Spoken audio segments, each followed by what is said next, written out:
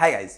तो जस्ट अभी अभी लॉन्च कर दिया है माइक्रोसॉफ्ट ने विंडोज 11 एंड ट्रस्ट मी एक बिल्कुल ही नए ओवरहॉल के साथ आता है। तो इस वीडियो में बात क्या करेंगे, कौन से नए फीचर्स हैं, अगर इश्यूज हैं तो क्या इश्यूज हैं, क्या आपको फ्री में मिलेगी विंडोज, एंड सबसे जरूरी चीज कुछ ऐसी अनाउंसमेंट करी है माइक्रोसॉफ्ट ने which is going to be game changer. मतलब लाखों क्या करोड़ों का नुकसान होने वाला है गूगल और एप्पल को। अब क्वेश्चन आएगा आप लोगों का कि गूगल और एप्पल को नुकसान विंडोज लॉन्च होने से। जी हाँ गाइस, तो जल्दी शुरू करते हैं आज की वीडियो एंड सीधा बात करते हैं इसके फीचर्स की। तो देखो यार, जैसे ही विंडोज खोलोगे आपको सबसे पहले जो चीज दिखाई देगी वो है इसका स्टार्ट मेन्यू। बिल्कुल नीचे की तरफ इन लोगों ने स्टार्ट मेन्यू को कर दिया है विच लुक्स टोटली फैबुलस। यहां पर बिल्कुल बीच में है तो देखो कंप्लीटली ओवरऑल डिजाइन है। कहां वो लेफ्ट में होता था, मुझे पर्सनली बेटर लग रहा है। सर्च तो वैसे का वैसा ही है, इसमें कुछ चेंज करा नहीं इन लोगों ने, इसमें क्या ही होता वैसे। बट एक नई फीचर है विच इज कॉल्ड विजिट। अगर आप इस पे जाओगे तो यहां पर आप देखना सारे के सारे लाइव विजिट आपको यहां पे मिल जाएंगे विच इज ऑल्सो नाइस।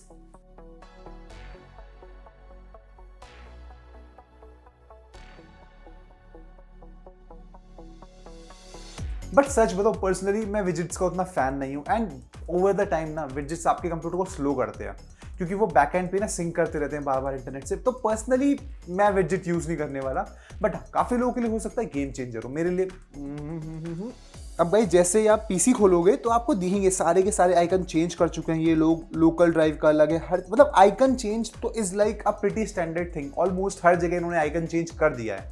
और एक बार नोटिफिकेशन ट्रे चेक करोगे तो देखो उसका भी एक नया एनिमेशन है निकलने का, और सेटिंग्स तो देखो वही है, उस सब में ज्यादा कुछ नहीं करा इन लोगों ने। और एक और फीचर जिसकी माइक्रोसॉफ्ट इतनी तारीफें कर रहा है वो है इसका रीअलाइनमेंट, यानी कि विंडोज को आप आगे पीछे कैसे शिफ्ट कर सकते हो। वो बहुत ही अच्छा तरीका है जो इन्होंने लॉन्च करा है एंड काफी ज्यादा हेल्पफुल भी होने वाला है हमारे। और एक और पॉइंट है जो माइक्रोसॉफ्ट ने काफी इन्फोसिस करा है वो है आपका मिरर का।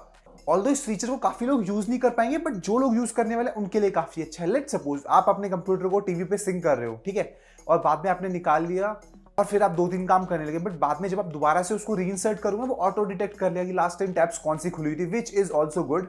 और जो लोग ग्राफिक डिजाइनिंग करने वाले हैं उनको स्टाइलस में हैप्टिक फीडबैक का सपोर्ट मिलेगा विच इज टोटली ऑसम।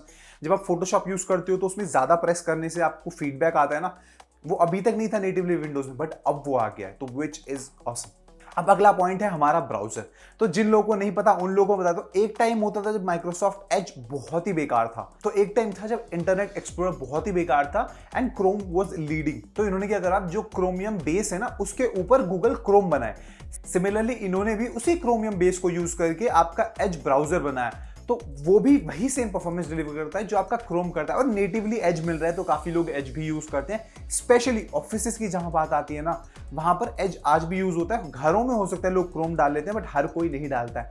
और अगर आप विंडोज 10 एस मोड यूज कर रहे हो तो गाइज क्रोम का सपोर्ट नहीं है उसमें, तो आपको एज ही यूज करना पड़ेगा या फिर आपको एस मोड से बाहर आना पड़ेगा। बात की जाए गेमिंग की तो ऑटो एचडीआर का सपोर्ट मिल रहा है एंड अभी अभी विंडोज ने लॉन्च करा है direct x 12 which is nice. क्या करता है आपको जानने की जरूरत नहीं है, ये गेम डेवलपर्स के काम आता है जब वो कोडिंग कर रहे होते हैं, बट इन शॉर्ट आपके गेम थोड़े और बेटर रहेंगे।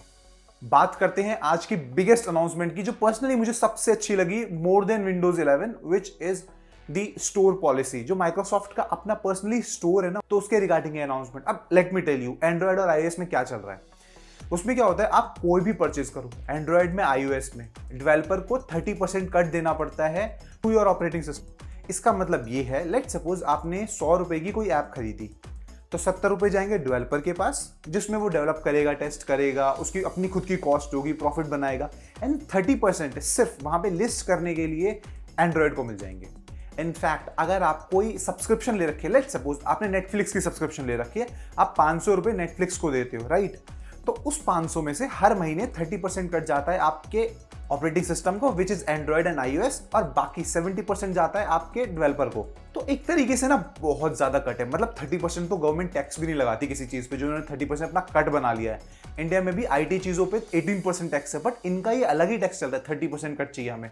तो गाइज ये बहुत ही ज्यादा ओवर प्राइस्ड है। आप माइक्रोसॉफ्ट ने क्या करा, माइक्रोसॉफ्ट ने सीधा बोल दिया आप कुछ भी उनके स्टोर से खरीदो, they will not take any commission.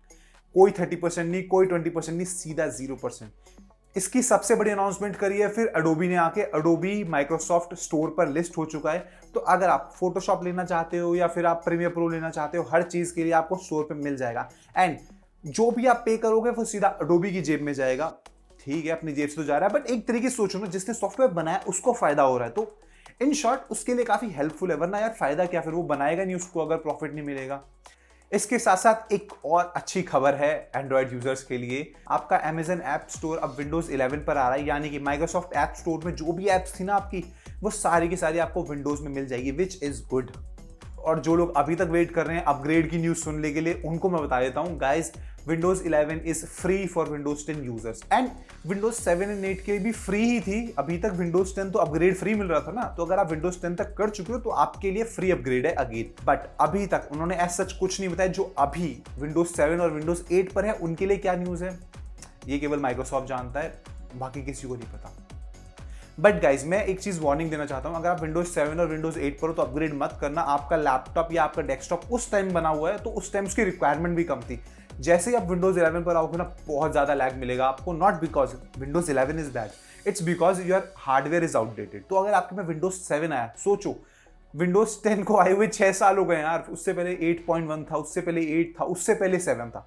बहुत पुराना हार्डवेयर है, चेंज मत करना, बिल्कुल भी अपग्रेड मत करना। इनफैक्ट 8 को भी मैं सेम रिकमेंडेशन दूंगा कि अपग्रेड मत करना आप। 10 हाँ बिल्कुल बेझिझक कर सकते हो यार, आपका हार्डवेयर बिल्कुल अच्छा होगा। बाकी इसके साथ साथ एक और न्यूज, मतलब इससे रिलेटेड नहीं है, बट हाँ पहले ही माइक्रोसॉफ्ट ने अनाउंस कर दी थी कि विंडोज 10 का सपोर्ट 2025 में एंड हो जाएगा। अब क्वेश्चन ये आता है, विंडोज 10 का सपोर्ट लेता कौन? गाइस ऑफिस वाले लेते हैं, जो प्रो लेते हैं ना, विंडोज 10 प्रो वो लेते हैं। उनको इश्यूज आते हैं तो वो कॉल भी करते हैं माइक्रोसॉफ्ट को, बताते भी कि हमें इशू आ रहा है, हम पासवर्ड रीसेट नहीं कर पा रहे एंड ऑल। हम लोग कभी कॉल नहीं करते, हम लोग को मैटर नहीं करता, बट ऑफिस या एंटरप्राइज लेवल पे जब हम बात करते हैं तो वो लोग सपोर्ट लेते हैं। तो उनके लिए ज्यादा नोटिफिकेशन होती है कि विंडोज 10 का सपोर्ट एंड हो रहा है 2025 तक। और अगर आपको ये जानना है कि आपका ऑपरेटिंग सिस्टम क्या एक्चुअली कंपैटिबल है, तो माइक्रोसॉफ्ट ने स्पेक शीट दे दी है विच सेज प्रोसेसर 1 गीगाहर्ट्ज और फास्टर। ऑलमोस्ट सारे Ryzen 3 और Ryzen 5 फास्टर होते हैं। इनफैक्ट आपका इंटेल सेलेरन भी 1.1 गीगाहर्ट्ज से शुरू होता है, तो हाँ आप भी इंस्टॉल कर सकते हो। 4 GB की मेमोरी इज मिनिमम, ये रिकमेंडेड नहीं है। मैं रिकमेंड करूंगा कि आप ऑलमोस्ट 8 GB रखो ताकि आपको ऑप्टिमम परफॉर्मेंस मिले। बट हाँ 4 GB में भी अच्छे से चलेगी विंडो। 64 GB की स्टोरेज है, UEFI हो या सिक्योर बूट कंपैटिबल हो, ये तो आता ही है यार अब आजकल। TPM ट्रस्टेड मोबाइल मॉड्यूल, ये भी ऑलमोस्ट सभी लैपटॉप में आता है। ग्राफिक कार्ड में आपका DirectX 12 है। अभी तो कोई सपोर्ट नहीं करता होगा DirectX 12, बट जैसे ही ड्राइवर्स लॉन्च आउट होंगे ना, आपका जो GPU है या फिर जो प्रोसेसर में GPU का काम कर रहा है इंटीग्रेटेड वाला, वो सारे के सारे अपडेट हो जाएंगे, तो इसमें घबराओ मत। डिस्प्ले 9 से ज्यादा और HD रेजोल्यूशन, ऑलमोस्ट सब HD रेजोल्यूशन ही देते हैं और 9 से बड़े सबके लैपटॉप होते हैं। And internet connection seriously. तो गाइज ये था आपका विंडोज 11 का ओवरव्यू। एक बेसिक आइडिया और बेसिक जिस्ट मैंने आपको दे दिया है। ओवरऑल आपका UI में चेंजेस हैं, बैक एंड पे कोई भी ऐसा मेजर चेंज नहीं हुआ है। बट हाँ जैसे कि मैंने आपको बताया, जो पॉलिसी थी माइक्रोसॉफ्ट स्टोर की, आई pretty liked it very very very much. और जो यहाँ तक वीडियो देख रहे हैं उनके लिए एक बोनस चीज, अगर आप अपना लैपटॉप इसलिए नहीं ले रहे हो कि आपको विंडोज 11 चाहिए, तो इट इज अ डम डिसीजन। ये रीजन नहीं होना चाहिए। हाँ आप बोलोगे प्रोसेसर अपडेटेड चाहिए, जस्टिफाइड है, रैम ज्यादा चाहिए, जस्टिफाइड है, लेटेस्ट चाहिए, जस्टिफाइड है, बट ये बजट नहीं बन रहा है, जस्टिफाइड है। बट गाइस इसलिए मत लो जस्ट बिकॉज आपको विंडोज 11 चाहिए। विंडोज 10 अभी सब लैपटॉप में आती है और आपको फ्री अपग्रेड मिलने वाला है, तो घबराओ मत। ठीक है, तो एंड करते हैं इसी के साथ हमारी आज की वीडियो और मिलते हैं अगली वीडियो में। तब तक के लिए बाय बाय।